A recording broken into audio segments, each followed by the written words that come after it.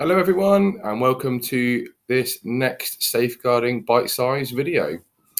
Today we're going to talk about another category of abuse, which is physical abuse. So we'll have a look at what physical abuse may involve and dig a little bit deeper, very briefly into physical abuse, and then who to contact should you have a concern that a child or young person is experiencing physical abuse.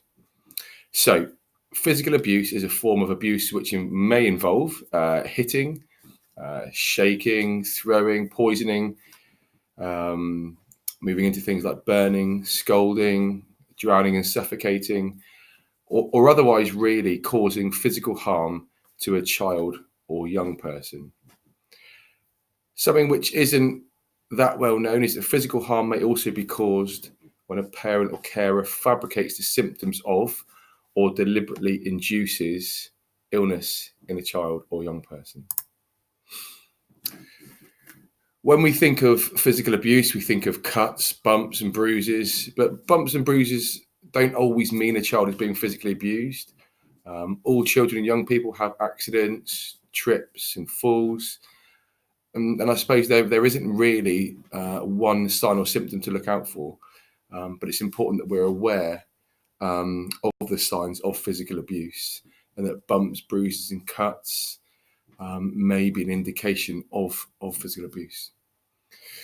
I think when we think about it, if a child or young person regularly has injuries, or there seems to be a pattern of injuries, or the explanation doesn't quite match the injuries that you can see, then absolutely this should be reported to the safeguarding team. I think the key message through any of these videos is if you have a gut feeling or you're worried or concerned about any child or young person or even adult who may be experiencing physical abuse, don't do nothing. Please report it to the safeguarding team. I would much rather have a discussion around the gut feeling which you have, and we can obviously have the opportunity to engage with that child or young person, than not know and potentially miss something. When we look at it statistically, in a typical class, 1 in 14 children in that class are being physically abused. So 1 child in 14 in a typical classroom is experiencing physical abuse. That's the end of this very short video on physical abuse. I think in terms of where to go, if you look at the next slide in this video, it will show you the contact details for the MASH, the Multi-Agency Safeguarding Hub, and the Petrox Safeguarding Team for you to contact if you have any concerns. And if you want to discuss the content of this video, please contact me within the Safeguarding Team on the contact details on the next slide.